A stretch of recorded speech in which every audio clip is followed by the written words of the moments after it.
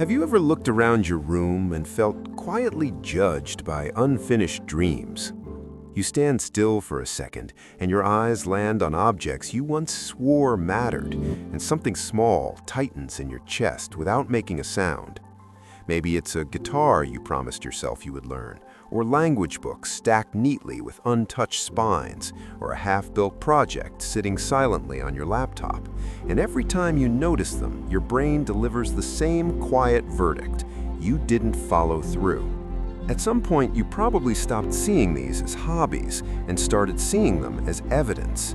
Evidence that something must be wrong with you, because people have a lot of words for this pattern, and none of them sound kind.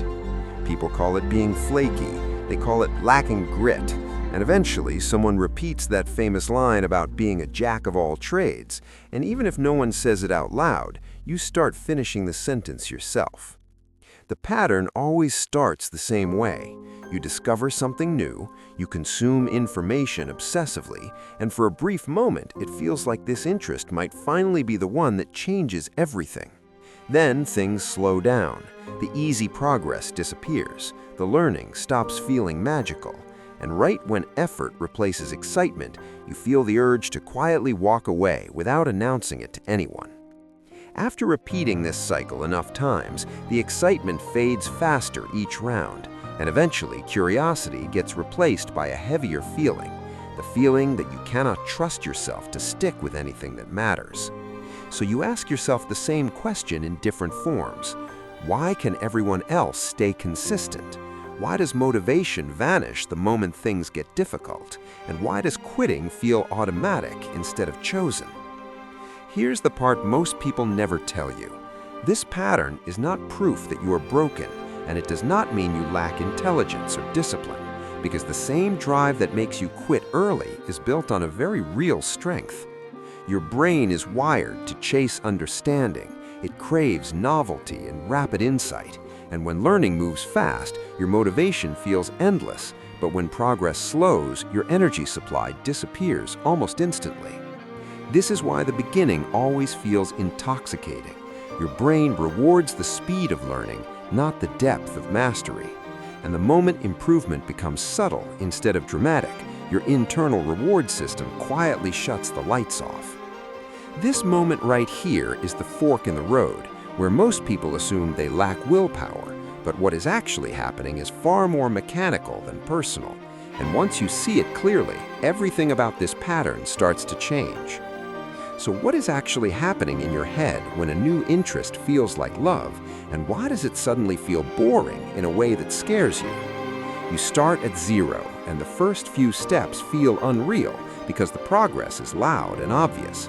But your brain isn't celebrating the skill itself, it's celebrating the speed of change.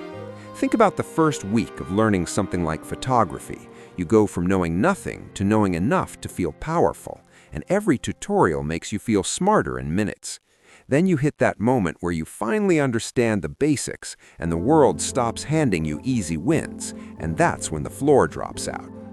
That drop has a name. It's the plateau, the stage where progress becomes subtle instead of dramatic. And for your kind of brain, subtle progress feels like no progress at all. It's not that you lost your passion, it's that your reward system stopped paying you in the currency you're used to. This is where people misunderstand you, because from the outside, it looks like laziness. But laziness is refusing to act, and you are not refusing to act without fuel. So you start bargaining with yourself, and you call it taking a break, and the break quietly becomes quitting. Here's the brutal checkpoint you almost never do. Are you stopping because you truly mastered this, or are you stopping because it finally asked something from you? Because the first real obstacle doesn't just slow learning, it bruises your ego, and suddenly quitting feels like self-protection. And this is the part that changes everything. What you call willpower is not a magical personality trait. It's more like a physical capacity that can grow or shrink depending on use. There's a region in the brain that lights up when you do something you don't want to do. And when you avoid that moment every time, you don't stay pure, you stay untrained. Picture your willpower like a muscle that only works when you lift the weight you dislike, because when you love the task, that muscle can stay asleep, and you don't get stronger from comfort. So if your history is quitting the moment boredom shows up, then boredom becomes a heavy weight you've never practiced holding, and even a small inconvenience feels like failure. This is why just try harder fails as advice, because it's like telling someone who never runs to sprint a marathon tonight, and when they collapse, they assume they're hopeless instead of untrained. What you need is progressive overload, a tiny amount of discomfort you can actually repeat, because repetition is what changes capacity. So here's a rule that sounds almost too small to matter, but it's powerful because it targets the exact quitting moment. I call it the 15% push. If you planned to read 10 pages and you want to stop at 3, you read one more page and then you stop on purpose, because that extra page is the rep that trains you. And notice what this does psychologically. You're not forcing yourself to become a monk. You're proving to your brain that boredom is survivable, and you're building trust with yourself in tiny, measurable units. Because the goal is not to win today.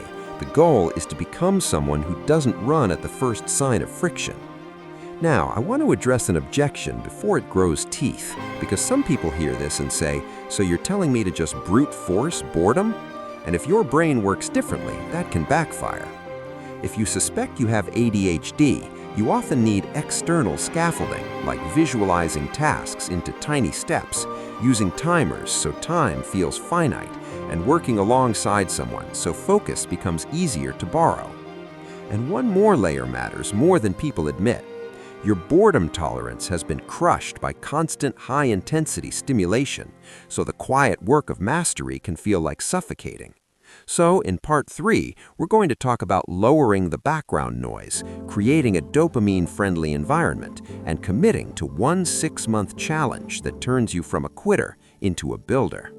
So, let's talk about the real enemy you're up against, because it isn't your personality, it's the environment your brain has been trained in. Your day is filled with instant rewards that cost you nothing, and your phone can deliver novelty in 3 seconds. But a skill asks you to sit in silence long enough for progress to become invisible.